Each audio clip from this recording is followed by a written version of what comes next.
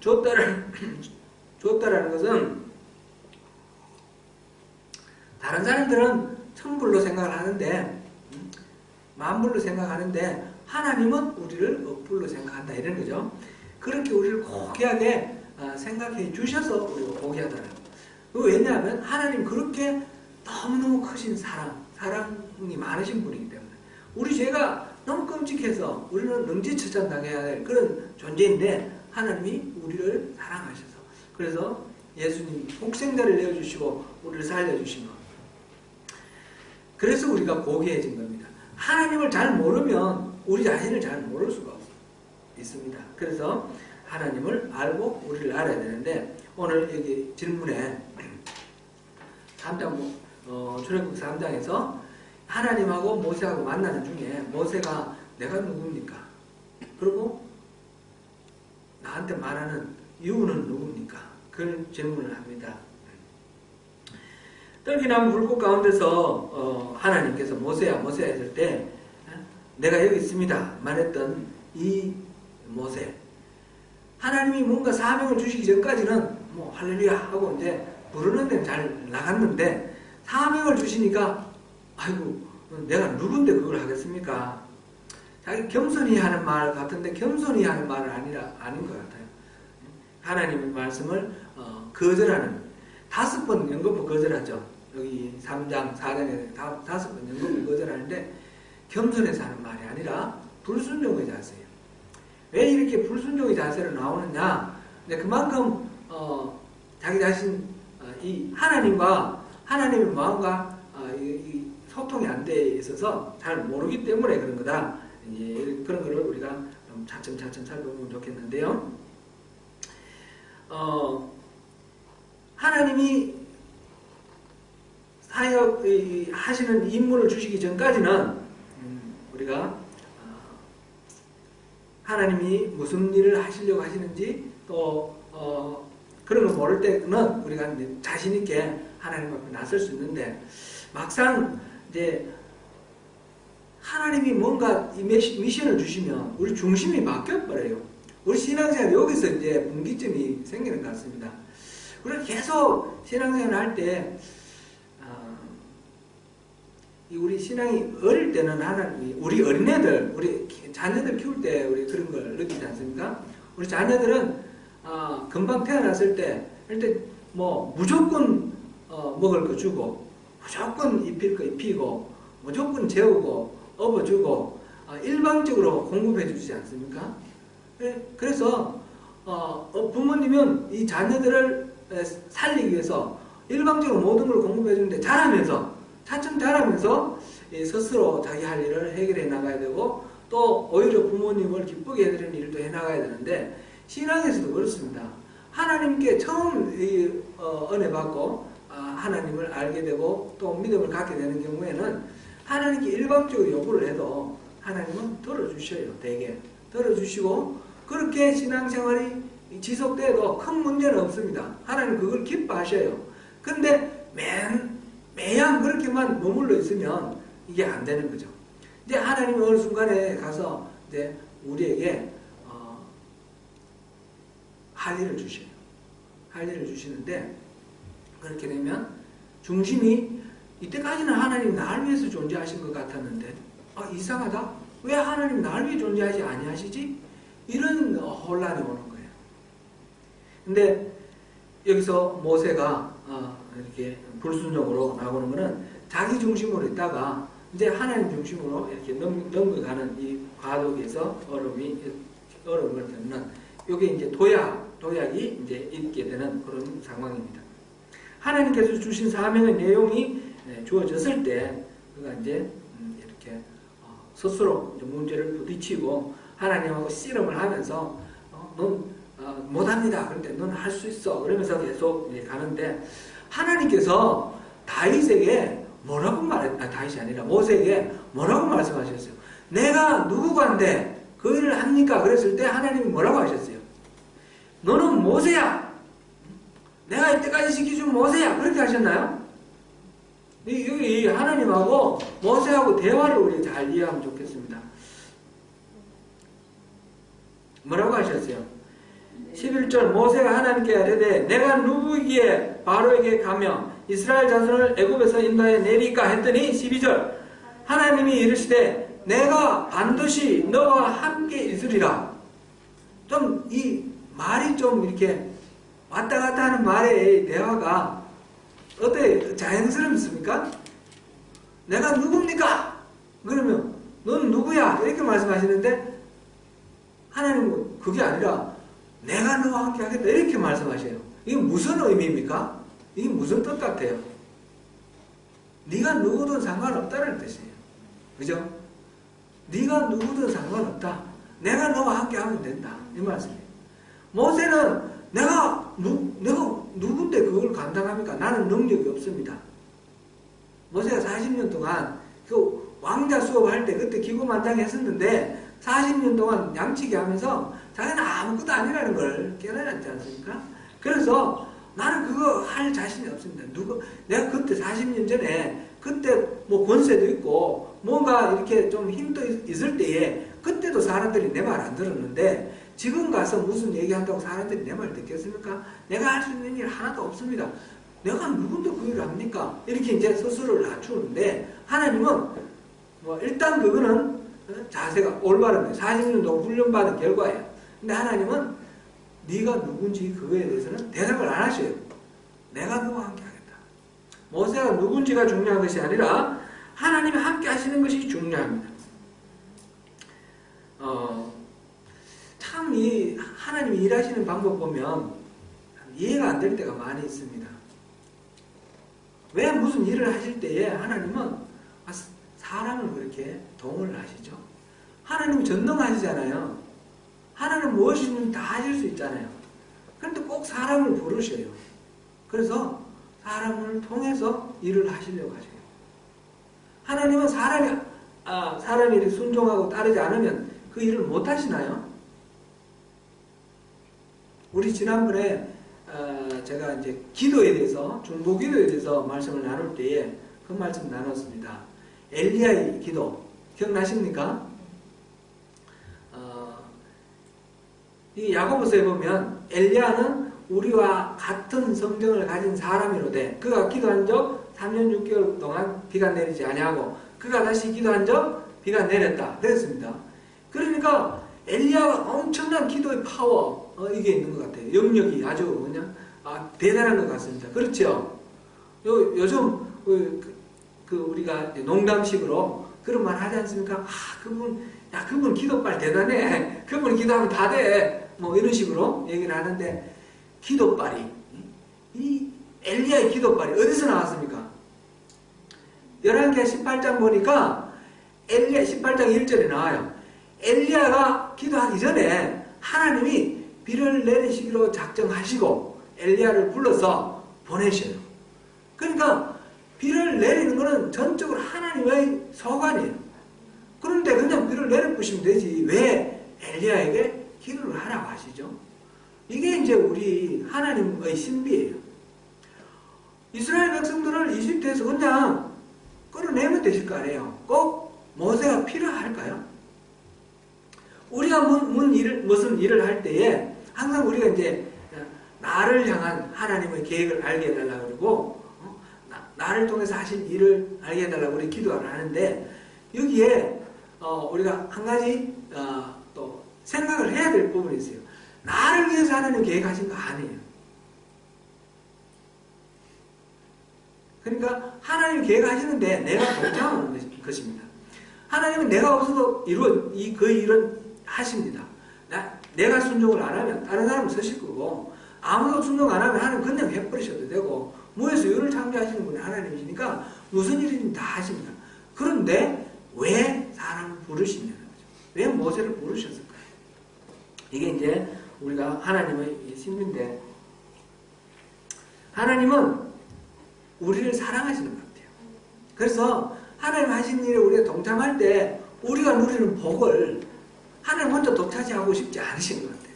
우리에게 나눠주고 싶으신 거예요. 그래서 어떤 일을 하시든지 사람을 부르십니다.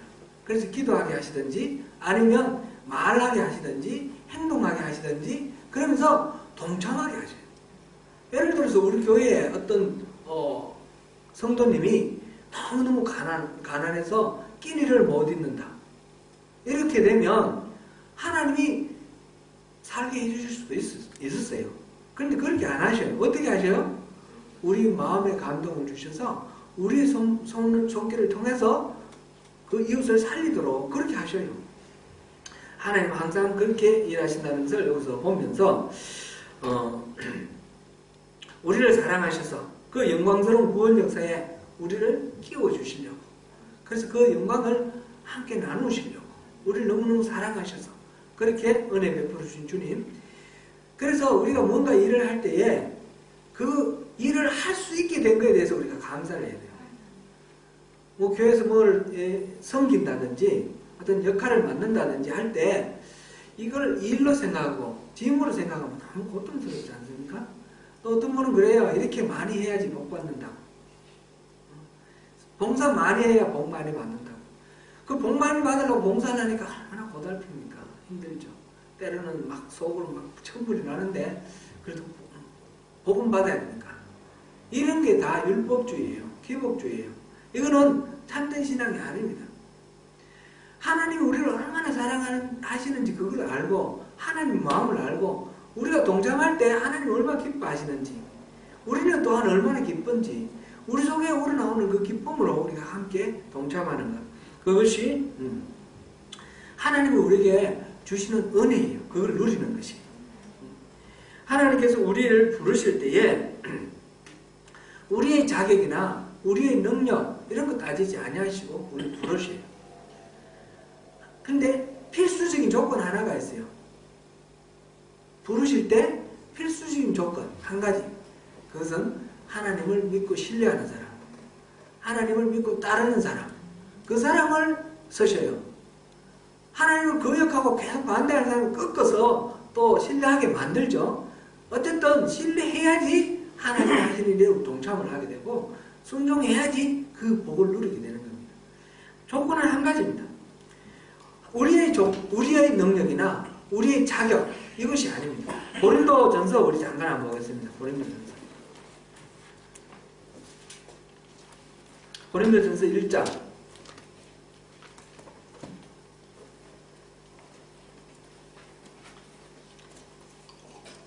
고린도 교회에 하나님이 백성들을 불러 모으시고 그러고 난 뒤에 교회를 세워가시는 장면을 이렇게 말씀을 하셨어요. 1장 26절부터 29절까지만 읽어보겠습니다. 같이 읽습니다. 시작. 형제들아 너희를 부르시는 보라. 육체를 따라 비교자가 많지 아니하며 너간 자가 많지 아니하며 문벌고 자가 많지 아니하도다. 그러나 하나님께서 세상에 필요한 것들을 택하사 지혜 있는 자들을 부끄럽게 하려 하시고 세상의 약한 것들을 택하사 강한 것들을 부끄럽게 하려 하시며 하나님께서 세상의 천한 것들과 멸시받은 것들과 없는 것들을 택하사 있는 것들을 피하려 하시며 아무 육체도 하나님 앞에서 자랑하지 못하게 하려 하시니라. 아멘. 자기가 가진 것이 많고 자기가 누리는 것이 많은 경우에는 오히려 하나님이 제시하시는 이 부르심에 응하기가 어려워져요. 그게 없는 사람일수록 더 순전하게 주님 앞에 나옵니다.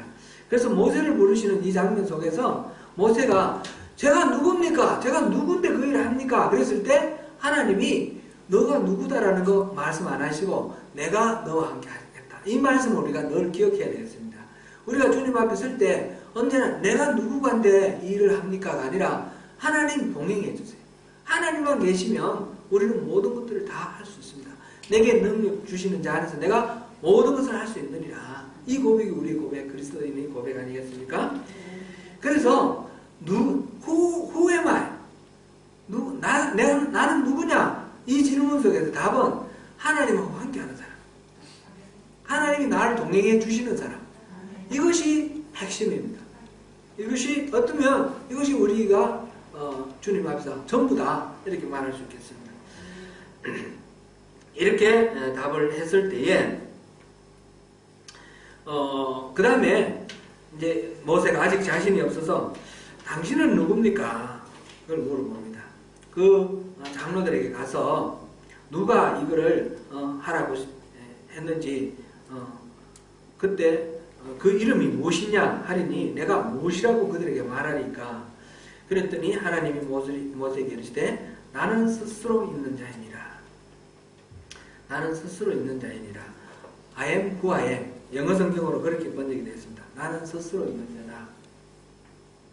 이게 히브리 말로도 이제 야흐예, 야슈르, 야흐예 이렇게 이제 히브리 말이 그런데 그게 I am who I am 이거하고 똑같아요. 야슈르가 이제 연관사니 관계되어 있는 사니까 I am 영어로 이렇게 생각하면 우리가 쉽습니다. Who I am. 나는 나다. 나는 나다. 그죠? 나는 나다. I am who I am. 이 현재 영어에서 이 시제가 현재 시제가 그런데 히브리 말에서 여기서는 현재도 되고 미래도 되거든요. 미래도 되는데 이걸 그냥 현재로 한번 생각해 보세요. 이 현재라는 거는 현재 시제는 그렇습니다. 태양은 동쪽에서 떠오른다. 그러면 어떻게 되는 거예요?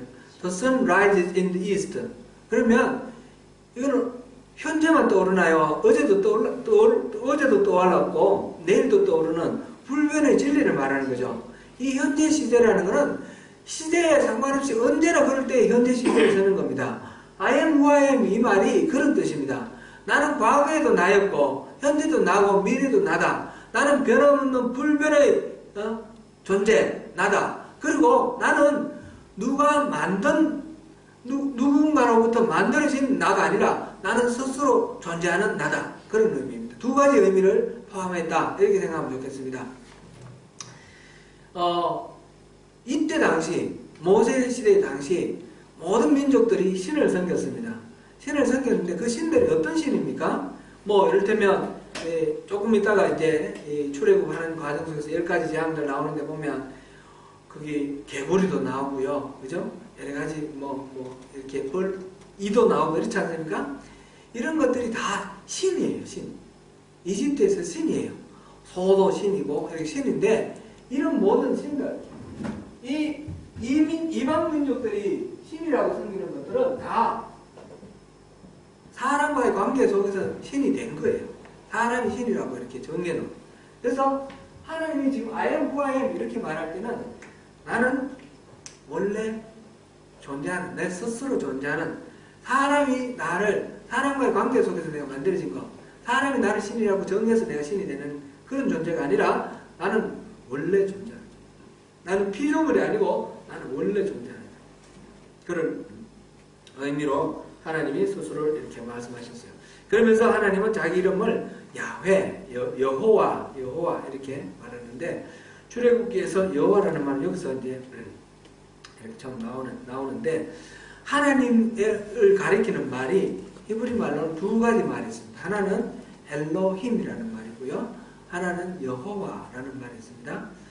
엘로힘이라는 것은 우리가 이제 쉽게 말하면 그냥 하나님이에요. 하나님이고 여호와는 하나님의 고유명사 이름이에요. 저는 사람이잖아요. 사람인데 제 이름이 송명은이지 않습니까? 그처럼 하나님이라 할 때는 엘로힘이고 이제 여호와는 하나님이 스스로 자기 고유명사를 알려줬을 때 여호와 이랬는데 이 여호와라는 말이 나는 스스로 있다라고 할 때 이 있다라는 비동사가 이렇게 이름으로 이렇게 되었습니다. 상식적으로 이제 YH, WH 이렇게 쓰거든요. 이거는 하나의 상식으로 좀 아시고요. 이거는 이제 히브리 말로는 제가 이제 좀 잘난 척하고 하겠습니다.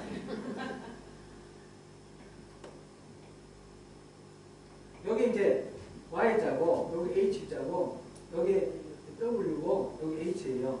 근데 히브리 말은 일로 이렇게 거꾸로 쓰거든요. 그래서 이 야훼, 근데 이 말이 있다라는 말이에요.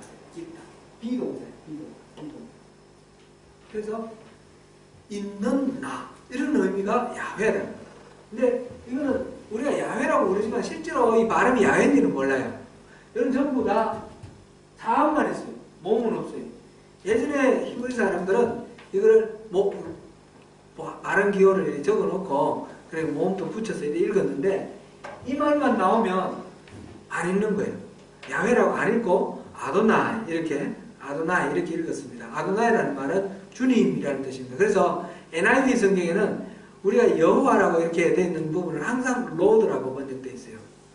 이 NIV는 그냥 히브리 사람들이 아도나이 불렀던 거 그거를 그래서 로드라고 이렇게 해서 야훼라는 말이 NIV에는 안 나옵니다. 그런 식으로 이렇게 부르는 이름, 여호와라는 이름, 이것이 나는 스스로 있는 자다. 그 말이 고유명사로 이렇게 넘어갈 때 그렇게 되었습니다. 그래서 지금 두 가지로 소개를 하죠. 하나는 나는 스스로 있는 자다. 또 한 가지는 또 아브라함의 하나님, 이삭의 하나님, 야곱의 하나님 이렇게 말해요. 그죠? 아브라함과 이삭과 야곱 이스라엘의 조상들 아닙니까? 그죠? 조상들인데 아브라함이 하나님을 만날 때 아브라함은 하나님하고 구체적으로 동행하는 그런 만남 속에서 하나님을 섬겼던 사람입니다. 이삭도 마찬가지죠. 야곱도 마찬가지죠.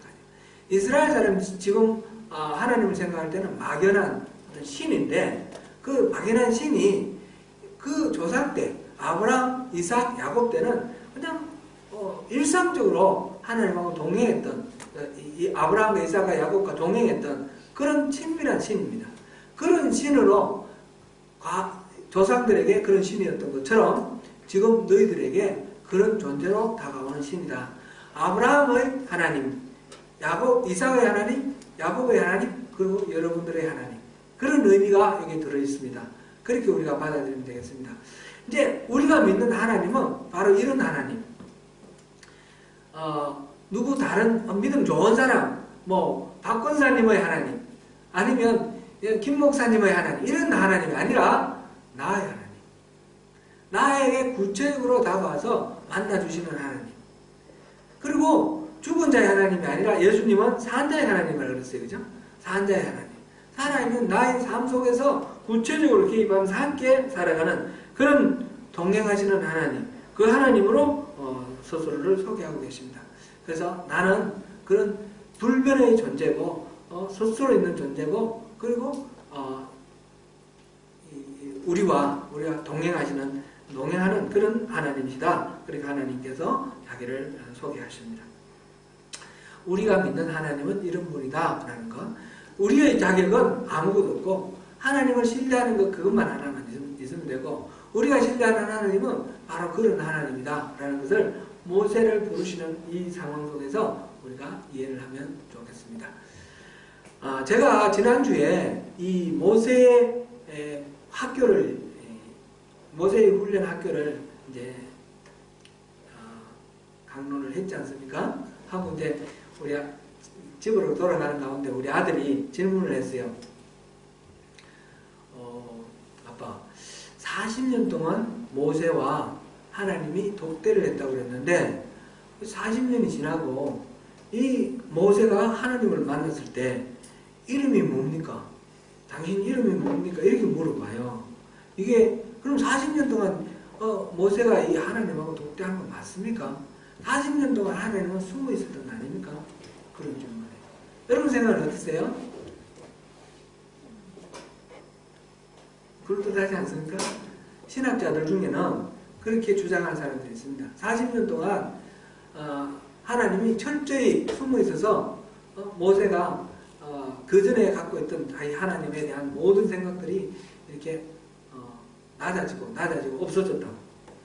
그렇게 볼 수도 있겠는데 그렇게 보기보다는 이 광야에서 40년 동안 계속해서 하나님을 독대하고 하나님을 나름대로 섬기면서 하나님을 묵상하면서 그렇게 살았던 건 맞는데 그때 만났던 하나님하고 지금 만나는 하나님하고 이 신앙의 도약이 있다는 것을 우리가 좀 생각하면 좋겠다. 그런 생각입니다. 이 40년 동안 만났던 그 하나님, 그 수준에 머물러 있으면 하나님이 직접 나타나셔서 우리에게 미션을 주시고 너 나를 위해서 같이 한번 일해보자 이렇게 하실 때 저는 안 됩니다 라고 이렇게 발을 뗄 수밖에 없는 그런 존재입니다. 이제 여기에 넘어가는 그런 신앙의 도약이 필요합니다. 이거는 누구에게나 그런 신앙의 도약이 필요합니다. 우리 신앙생활 잘 하고 있지만 그래도 그냥 잘하는 상태, 그 상태로는 또 충분하지 않는 경우가 많습니다. 제가 지난번에 한번 말씀을 나누는 중에 이런 말씀을 들었는데 기억나시는가 모르겠습니다. 마틴 존스라고 그 영국의 그 복음주의 설교가 아주 유명하신 분인데 이분이 기독교는 예수 그리스도를 본받는 종교가 아닙니다. 그렇게 말했던 그 마지막 고별 설교 소개를 했는데 마틴 존스가 말한 그 의미가 무엇일까? 그러면 기독교는 예수님하고 상관없이 그냥 마음대로 살아가자는 그런 뜻인가? 그런 얘기는 아니거든요. 예수를 본받는 것으로 충분하지 않다는 것입니다. 우리가 신앙생활을 하면서 정말 어떤 한계 같은 게 있어요. 모세가 아마 그 한계 속에 지금 몸부림치고 살았을 것 같아요. 40년 동안 어쩌면 열심히 말씀대로 살려고 하고 애쓰고 분투하는데 덜 힘들고 벅차고 고달파요. 신앙생활이 왜 이렇게 힘든지 모르겠어요. 그렇지 않습니까? 관계도 어렵고 말씀대로 사는 것 자체가 너무너무 무거운 짐이고 그런 어려움이 있습니다.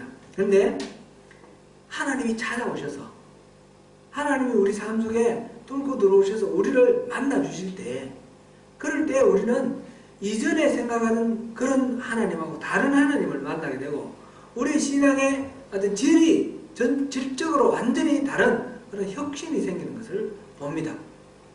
이것을 이를테면 회심이다 그렇게 말하기도 하죠. 처음 회개하고 예수 믿는 거 말고 예수 잘 믿다가 그 다음에 진짜 인격적으로 하나님을 만나는 그런 경우들. 그래서 그 인격적으로 하나님을 만나는 어떤 극적인 계기가 있는 사람 없는 사람. 이게 모세가 지금 하나님을 떨기라고 해서 하나님을 만났느냐 못 만났느냐 그거하고 마찬가지예요. 이사야서에도 보면요. 이사야가 요시야 왕 때 선지자로서 예언을 시작합니다. 예언을 해요. 예언하는 하나님 일을 하고 있는데 어느 날 하나님이 다시 나타나요. 그 천사 스랍하고 같이 하나님이 나타납니다. 그랬을 때 이사야가 내가 하나님을 배웠으니 나 죽게 되었다. 그렇게 말을 하고 하나님은 이제 입술을 이렇게 수치로 찢어주시고 그리고 내가 보내는 자 갈자가 누구냐 그래서 내가 가겠습니다. 이렇게 이제 말하고 하나님을 다시 만나는 그 장면이 이사야 6장에 나와요. 1장부터 5장까지의 이사야는 뭐고 그 다음에 6장부터 이후의 이사야는 뭔가 그 전에 이사야가 신앙이 없었다든지 하나님을 안 믿었다든지 그건 아니고요. 그 신앙에 도약이 있다는 것입니다. 이런 신앙의 도약은 많은 사례들이 있습니다. 교회 역사 속에서도 많이 있고요. 제가 이제 여러 사례 중에 한 사례만 말씀을 드리겠습니다. 감리교의 시작한 사람이 존 웨슬리입니다. 존 웨슬리가 1703년에 나서 1791년에 1700년대 18세기 전체를 쫙 살았는 사람인데 88세를 살았어요. 이분은 아버지가 성공회 목사였습니다. 어머니가 수산나라고 유명한 그 어머니입니다. 아이를 19명을 낳았어요. 근데 이제 그 중에 많이 죽고 7명인가 8명 이렇게 살았는데 그 중에 한 아들인데 아버지도 목사고 이 어머니도 너무너무 경건하고 아주 대단한 그 믿음으로 잘 키운 그런 어머니였습니다. 이 존 웨슬리 동생이 찰스 웨슬리인데 성경 찬송가 많이 작곡하신 분이 찰스 웨슬리가 있고요. 이 존 웨슬리가 23살 때 목사가 되었습니다. 옥스포드 가서 크라이처치 거기서 공부를 해가지고 목사가 되고, 그래서 레이 프리처가 됐죠, 처음에는. 그 다음에 동생하고 같이 홀리 클럽이라고 만들어서,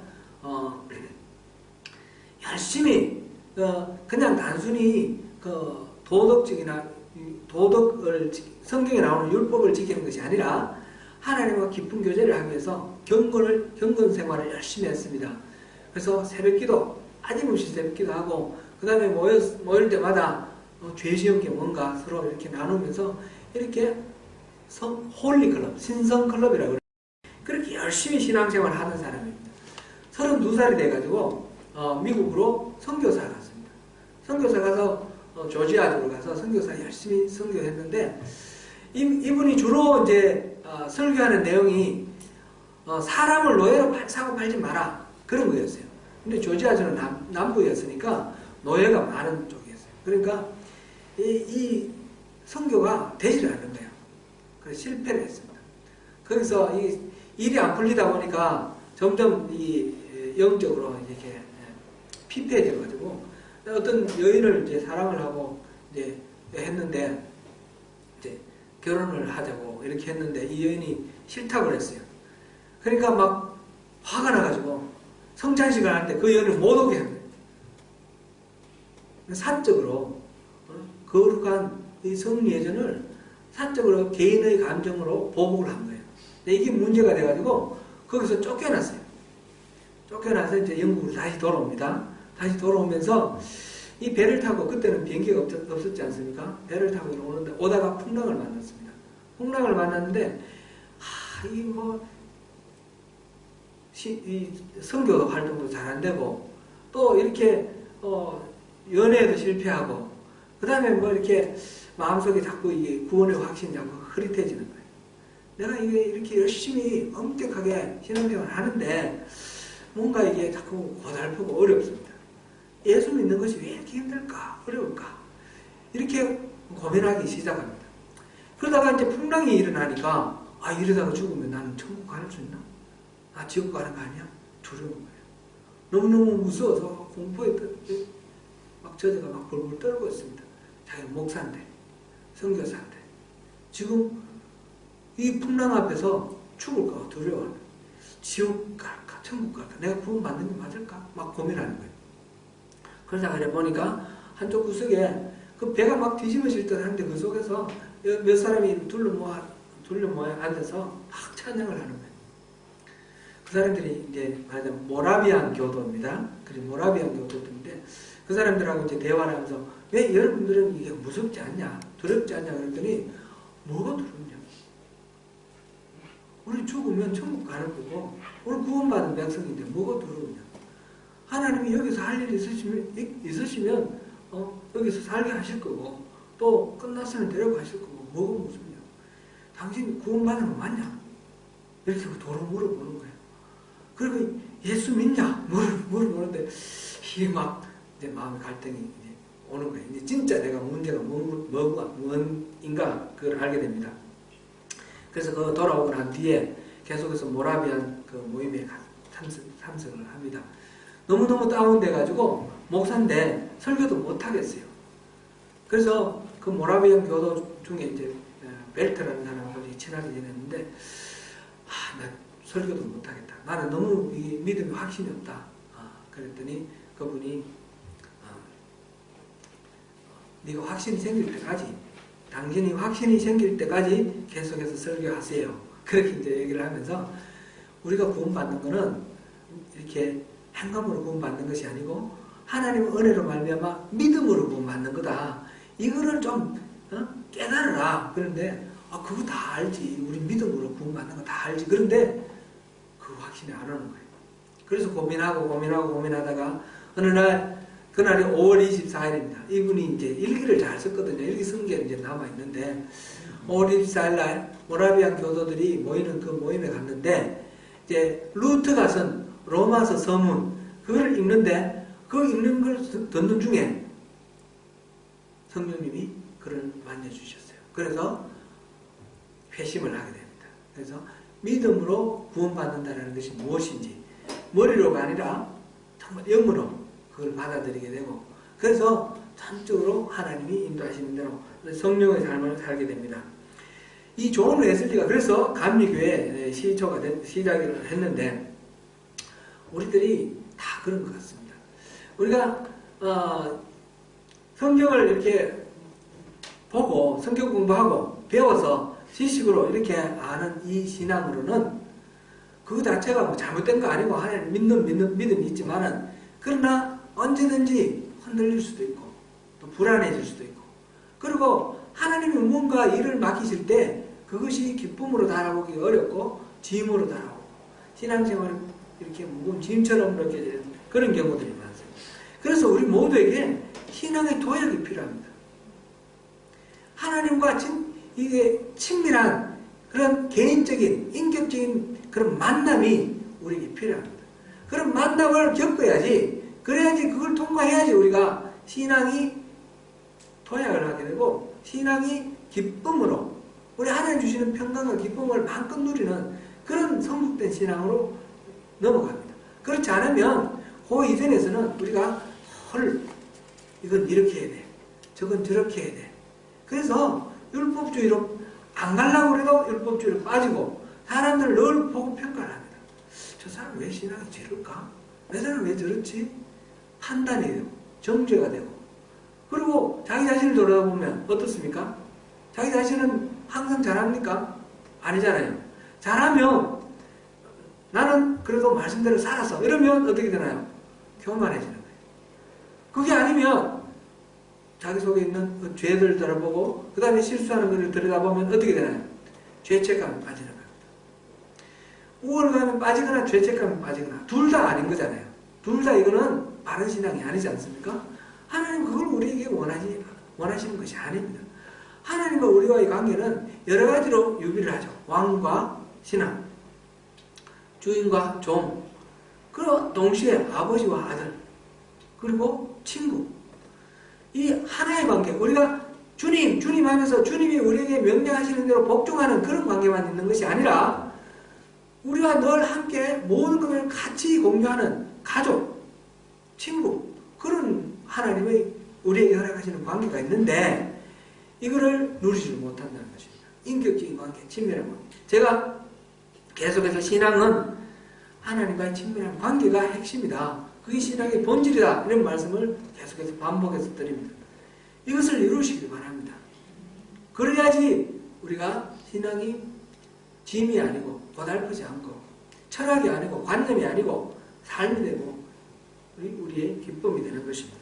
신앙 도약을 위해서 우리에게 필요한 것은 무엇입니까? 신앙 도약은 이거는 하나님이 일방적으로 주시는 겁니다. 항상. 우리가 도를 닦아서 그렇게 가는 것 아닙니다. 하나님을 친밀하게 만나는 것은 내가 열심히 기도해서 하나님 만나는 것 또는 열심히 성경 공부해서 만나는 것 이런 게 아닙니다. 하나님이 만나 주셔야지 만나는 것입니다. 그런데 전적으로 모든 주권은 하나님께 달려 있습니다. 하나님 손에 달려 있습니다. 그러면 우리는 어떻게 해야 됩니까? 오늘 가만히 있으면 되겠죠. 이제 여기에 조금 어려움이 있습니다. 한국교회에서 제가 좀 어려움을 느끼는 문제를 느끼는 그런 한 흐름이 있는데 이게 이제 개혁주의입니다. 제일 무서운 한국교회에서 제일 무서운 사람들이 개혁주의예요. 이 개혁주의가 이 율법주의를 배격하는 그런 것이 너무 강해가지고 인간의 모든 활동, 모든 노력, 모든 태도 이런 거 다 필요 없다라고 하는 것입니다. 하나님이 전적으로 모든 것들을 하시기 때문에 우리는 가만히 있으면 된다. 그래서 내가 노력하고 내가 기도하고 이러면 그건 인본주의야. 이렇게 말하는 거예요. 그럴까요? 예, 그렇게 생각하면 오해입니다. 하나님은 전적으로 하나님이 알아서 주권적으로 하시겠지만 그러나 하나님이 아무에게나 그렇게 하시면 안 하셔요. 모세를 부르실 때 아무나 부르지 아니하시고 모세를 부르셨어요. 모세가 그렇게 낮아져 있고 하나님이 말씀하실 때 순종할 그런 하나님 전적으로 신뢰할 수밖에 없는 그런 상황에 놓여 있었기 때문에 모세를 선택하셨어요. 아주 고린도 전서에 아까 나왔듯이 그렇게 약하고 가진 것 없는 사람, 스스로 겸비한 사람, 그래서 하나님 부르실 때 할렐루야 아멘 하면서 나올 수 있는 사람, 그런 사람을 부르시는 거예요. 우리가 하나님이 절대적으로 모든 것들을 하시고 하나님 하실 수도 있고 안 하실 수도 있고 그건 하나님께 달려있지만 우리가 하나님 앞에 설 때는 겸비함으로 주님을 앞에 나가야 되는 것입니다. 겸손함. 그리고 전심으로 주님의 은혜를 구해야 됩니다. 신명기 4장 29절을 우리 한번 보겠습니다. 신명기 4장 29절.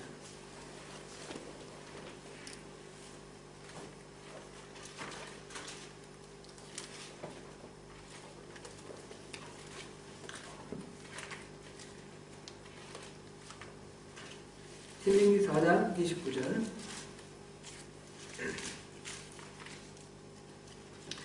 이게 이제 모세의 마지막 설교인데 여러분들이 이제 가나안 땅에 들어가서 하나님을 잘 섬기라. 그런데 여러분들이 만약 하나님을 잘못 섬기고 부패해서 우상 숭배하면 여러분들이 그 가나안 땅에서 쫓겨날 것이다.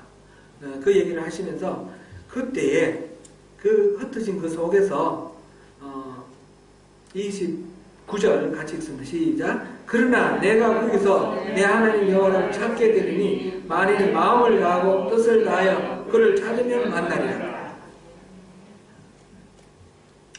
그렇게 징계받고 벌받은 상태에서 그냥 그대로 주저앉아 있지 말고 마음을 다하고 뜻을 다하여 하나님을 찾으라. 그러면 하나님이 너희들을 만나줄 것이다. 모든 걸 회복해 주실 것이다 라는 말씀입니다. 한 군데만 더 보겠습니다. 이거는 성경 전체 처음부터 끝까지 다 나오는 말씀인데 예레미야서 한번 보겠습니다. 예레미야서 29장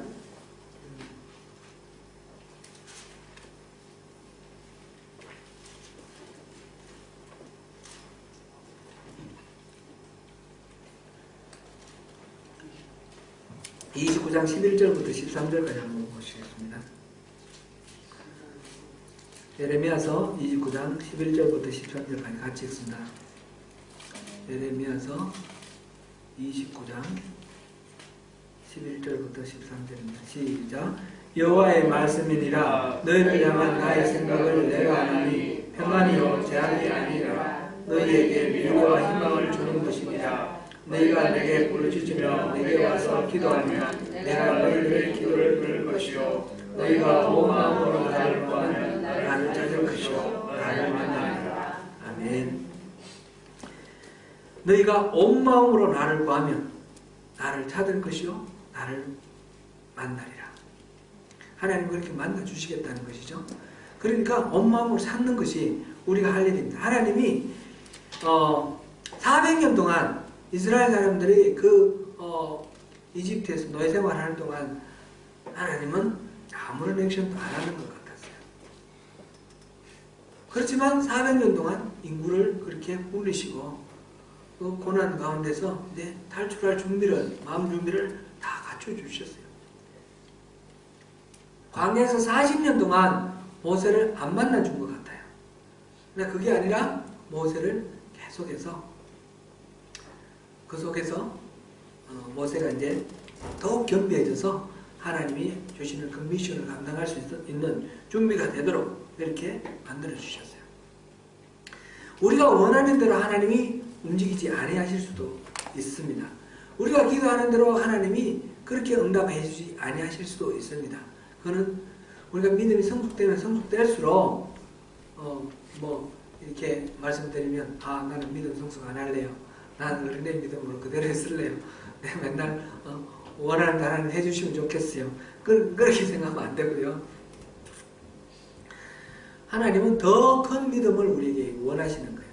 그래서 더 성숙된 우리의 삶을 원하시기 때문에 우리가 무조건 하나님 이거 해주세요. 저거 해주세요. 이 단계를 뛰어넘기를 원하고 그 단계를 뛰어넘는 그런 우리 신앙 단계에서는 가장 중요한 것이 하나님이 내가 원하는 대로 움직여 주시느냐 그게 아니라 하나님이 뭘 원하시느냐.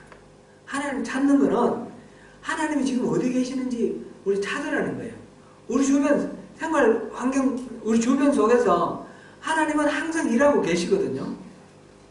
우리가 자세히 보면 분명히 하나님 일하고 계셔요. 그런데 그 하나님 일하시는 것이 현장이 어딘지, 그리고 하나님이 무슨 일을 하고 계시는지 그걸 알아야지 우리가 그게 동참을 할 수가 있는 겁니다. 그것을 찾으라는 것입니다. 찾을 때 하나님은 만나주시고 하나님이 보여주신다는 것입니다.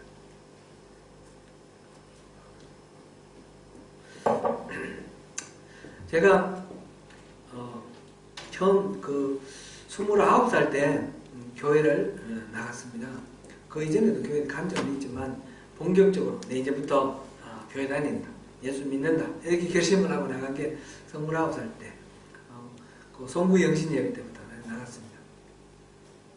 그리고 이제 1년 후에 결혼하고 이제 1년 후에 아기 낳고, 그러니까 처음 교회 나간 지 2년 만에 아기가 났어요. 아직까지 신앙이 이렇게 없죠. 근데 그때 제가 기도를 할 때 전에 한번 말씀 드렸나요? 제가 이제 저를 노출하는 걸 좋아해가지고 그때 기도할 때는 어떻게 기도했냐면 인류의 공연과 조국의 민주화를 위해서 기도했습니다. 이렇게 사람들이 막 우리 아들 뭐 잘되게 해달라고, 우리 남편 잘되게 해달라고 막 그런 기도하는 거 들으면 막 스물스물 뭐 벌레가 기는 것 같고 이상했어요.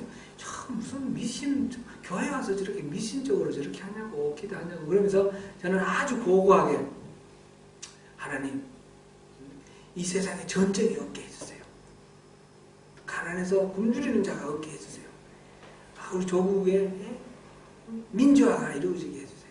사람과 사람 사이에 억압과 핍박이 없게 해주세요. 막 그랬는데 우리 초롱이가 태어나서 5주 됐는데 아픈 거예요.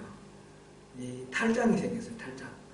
탈장인데 이 장이 이렇게 삐어져 나오는 거지 않습니까? 장이 삐어져 나오는데, 그래서 이제 병원에 가서 이제 수술을 하는데 이 수술은 굉장히 간단합니다. 한 10분 정도, 15분 정도 걸릴 겁니다. 그러면서 여기 사인해 주세요. 동의서 써주세요. 그래서 동의서 쓰려고 그러고 보니까 수술 도중에 잘못돼도 책임을 묻지 않는다, 그런 내용이 되어 있어요. 이게 무슨 소리냐고, 간단하게 15분 하면 끝난다고 그렇게 말해놓고 이게 무슨 소리냐고 그랬더니 애가 지금 5주밖에 안 됐는데 이 간단하게라서 전신 마취를 해야 되는데 못 견울 수도 있다는 거예요. 그 말 듣고 나니까 하늘이 오래지더라고요. 그래서 이 아이를 수술실에 보내놓고 실제로 회복실로 나오는 데까지 한 1시간 걸린 것 같아요. 15분 걸린다 그랬는데 한 1시간 정도 걸렸어요. 그 1시간 동안 결사적으로 기도를 했습니다. 제가 결사적으로 온몸이 막 떨리더라고요. 떨리고 땀이 펄펄 나고 그러면서 막 기도를 했네요. 막 울면서 막 하나님, 제가 잘못했습니다. 이때까지 기도 그런 식으로 넘 얘기하듯이 그렇게 기도한 거 잘못했습니다. 지금은 너무 절박합니다. 우리 딸 이거 아무 탈 없이 잘 나오도록 해주십시오. 그 의사들 손길을 지켜주십시오. 그러면서 구체적으로 내 문제를 가지고 하나님 앞에 절박하게 기도를 하면서 신앙이라는 거는 그런 게 아니구나, 철학이 아니구나, 내 문제를 구체적으로 하나님 아뢰고, 그랬을 때 이 초월적인 존재 하나님은 그냥 이 관념이 아니고 살아계신 하나님이구나. 그래서 하나님이 내 말 듣고 뭔가 반응을 해주시는 게 이게 신앙이구나, 그런 걸 느꼈어요. 느끼면서 그 이후에 제 기도가 달라졌습니다.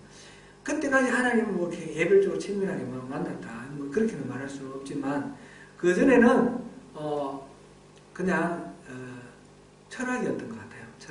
철학으로 신앙을 했던 것 같고, 근데 그때 초롱이로 인해서 제가 구체적인 내 문제를 주님께 아뢰면서 주님이 정말 살아있는 신이다, 살아있는 신 앞에 내가 나아간다, 그런 마음을 갖게 됐어요.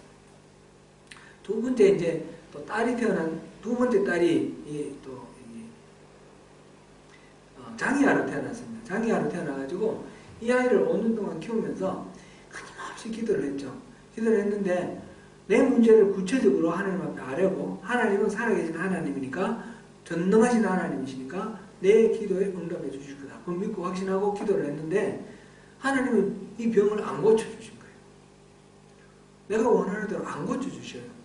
그러면서 하나님 계속해서 마음으로 이렇게 감동을 주시는 거는 얘 그냥 잘 키워라. 얘를 그냥 맡아서 잘 키워라. 그 말씀을 계속 마음을 주시는 거예요. 그것 때문에 제 아내하고 막 설경이 많이 했습니다. 얘 우리가 잘 키우라고 하신다. 그러면 저 사람은 믿음이 없어서 그렇다고 그러면서 하나님은 전능하신데 우리가 기도하면 나을 텐데 당신이 뜨뜻미지근하게 그렇게 기도하니까 하나님 응답 안 하시냐고 저를 막 책망하면서 그렇게 기도했어요. 근데 이제 결론적으로는 하나님이 우리가 원하시는 대로 다 들어주시는 분, 들어주셔야지 응답은 아니라는 걸 우리에게 알려주셨고, 그 과정 속에서 우리가 더 하나님을 이해할 수 있도록 그렇게 해주신 것 같아요. 하나님은 내가 원하는 대로 되는 거 안 되는 걸 떠나서 신실하신 분이다. 그런 걸 알게 해주셨고, 그때 그 과정 속에서 이웃들을 통해서 하나님은 그 사랑을 많이 경험하게 해줬습니다. 이웃들이 와서 뭐 커튼도 달아주고 집 청소도 해주고 그 식탁 같은 것도 이렇게 막 만들어주고 막 이렇게 이웃에 우리 교회에 우리 교우들이 이 아이를 키우느라고 힘든 우리 가족들을 위해서 막 이렇게 몸으로 이렇게 도와주는 것이, 그리고 마음으로 도와주고 기도해주고, 이것이 마음을 이렇게 마음에 많이 와닿습니다. 제가 이제 목회 길로 들어선 그 중에 가장 큰, 가장 중요한 동기가 그건데, 주님의 그 사랑을 내가 갚아야겠다. 그런 마음을 이렇게 하게 됐는데요. 이 과정 속에서 하나님의 성품을 알게 되는 거예요. 조금씩. 그리고 찬샘이가 태어나고, 찬샘이도 이제 우리가 장애아가 있으니까 키울 생각이 없어서 계속 피임을 했는데, 피임하다가 실수로 이제 애가 생겨버린 거예요. 그래가지고 찬샘이한테는 막 미안한데 하여튼 원하지 않는 그런 아이였어요. 근데 이 아이를 통해서 하나님 너무너무 우리를 위로해 주시고 또 격려해 주시는 거예요. 이러면서 하나님에 대한 신뢰가 깊어지고 하나님을 사랑하게 되니까 그 이후에 살아오는 지금 이 과정 속에서 지금 우리 소명교회 오게 되고 이런 과정 속에서 하나님은 구체적으로 살아계신 하나님이세요. 저에게 살아계시고, 뭐 제가 이제 좀 이렇게 반항을 하고 좀 다른 어떤 결정을 하려고 하고 이렇게 하면 말씀을 계속해서 주셔요. 제가 이제 설교를 해야 되니까 설교하는 말씀, 이 설교하는 말씀이 사실은 저한테 하는 말씀이었어요. 그동안 여러 번 설교를 이렇게 하면서 설교를 하고 난 뒤에 제가 집에 가서 하나님한테 정말 이제 항복합니다. 그렇게 말씀드린 게 여러 번 있었어요. 지지난주까지도 그랬어요. 지지난주도 제가 이렇게 성숙되지 못해가지고 좀 이렇게 미완성된 모습으로 그렇게 했는데, 집에 가서 묵상하는 가운데 하나님이, 예수님은 살을 주시고 피를 주셨잖아요. 성찬식 한 날 살을 주시고 피를 주시면서 나는 밥이다 먹으라 이렇게 말씀하셨는데, 그리고 예수님이 그 본이 되어 주셨는데, 목사인데 주님이 가신 그 길을 가야 되지 않습니까? 그 십자가에 우리가 동참을 해야 된다고 제가 이제 막 설교를 했지 않습니까? 이게 남의 얘기가 아니라 이 십자가가 내가 진 십자가, 내가 십자가에 못 박혀야지, 그래야지 이 은혜가 내 것이 됩니다. 그랬는데 보니까 이 그냥 설교만 하고 만 거예요. 주님, 저도 십자가에 못 박습니다. 제가 밥입니다. 그렇게 이제 주님 주시는 결론을 받아들였습니다. 이런 이야기들이 제 삶 속에서 다 말씀을 드릴 수가 없고요. 항상 있어요. 지금은 너무너무 이렇게 주님하고 이렇게 같이 동행하는 것이 기쁘고, 때로는 이제 좀 이렇게 앙탈을 부리고 막 이럴 때도 있지만, 그러나 지나고 나면 다 주님이 너무너무 이렇게 기뻐하시고 좋게 받아들여 주시고, 이게 제가 이제 그 나름대로 신앙의 진보가 우리 아이들을 통해서 진보를 주신 것 같아요. 아이들을 통해서 관념과 어떤 철학에 머물러 있던 이 신앙이 살아계신 하나님을 만나고 살아계신 하나님과 교제하고 하나님의 뜻을 우순하면서 내가 원하는 대로가 아니라 하나님은 나보다 더 생각이 깊으시고 그래서 내가 상상도 못하는 그런 복을 준비하고 계시고 부어주시는 우리 찬샘이가 그 증거거든요. 찬샘이를 우리 상상도 안 했는데 찬샘이 주셔서 우리에게 위로해 주시고 그런 하나님을 만나면서 제가 이제 이렇게 오늘까지 살아가고 있습니다. 우리 성도 여러분들께도 각각 나름대로 그런 경험들이 있으실 것입니다. 이거는 한 번으로 끝나는 것이 아니고 계속해서 주님 만나는 그날까지 계속해서 우리가 신앙의 진보 하나님을 인격적으로 만나는 이 만남을 더욱 깊이 이렇게 만나가는 그런 만남을 통해서 주님의 은혜를 누리시길 바랍니다. 여기까지 하겠습니다. 기도하겠습니다. 은혜로우신 하나님, 모세가 떨기나무에서 하나님을 만나는 그 장면을 우리가 봤습니다. 모세가 어려서 그 유아기에 엄마로부터 하나님을 배웠고 알았고 40년 동안 궁중생활하면서 그 궁중에서 배운 것보다도 하나님을 섬기고 하나님 뜻대로 사는 것을 우선된 가치로 그렇게 살았습니다. 그 모세가 하나님의 뜻을 이루기 위해서 히브리 민족들을 구원하는 그 리더가 되려고 하다가 쫓겨나서 광야에서 40년 동안 보냈습니다. 얼마나 많이 하나님을 원망하며 얼마나 많이 하나님 투정하며 또 얼마나 많이 하나님하고 실험했겠습니까? 그 모든 과정을 거치고 드디어 하나님께서 때가 되었을 때 그를 다시 만나주시고 인격적인 만남 가운데 그를 이스라엘의 리더로 세워주신 것을 우리가 봅니다. 주님, 우리가 이 만남의 그 은혜를 통해서 신앙의 도약이 있기를 원합니다. 우리 모두가 아버지 현재의 그 신앙에 만족하지 아니하고 우리를 찾아오시기를 원하시는 하나님의 그 은혜를 우리가 누리기를 원합니다. 전심으로 주님을 찾고 전심으로 주님을 만나려고 우리가 나아갈 때 주님께로 나아갈 때 주님께서 우리를 만나주시고 우리에게 예배하신 것들을 보여주시고 계시해 주시고 주님의 사역에 동참하는 주님의 동력자로 우리를 삼아주시는 줄 믿습니다. 주님이 이 저녁 또 이렇게 함께 나와서 말씀을 나누는 주님 귀한 백성들에게 찾아와 주시고 그 신앙의 도약이 있게 하여 주시옵소서. 신앙이 힘들지 않게 해주시고 고달픈 짐이 아니라 주님과 함께 더불어 나누는 그 감미로운 사랑의 그 행보가 될 수 있도록 주님 도와주시옵소서. 예수님 이름으로 기도드립니다. 아멘.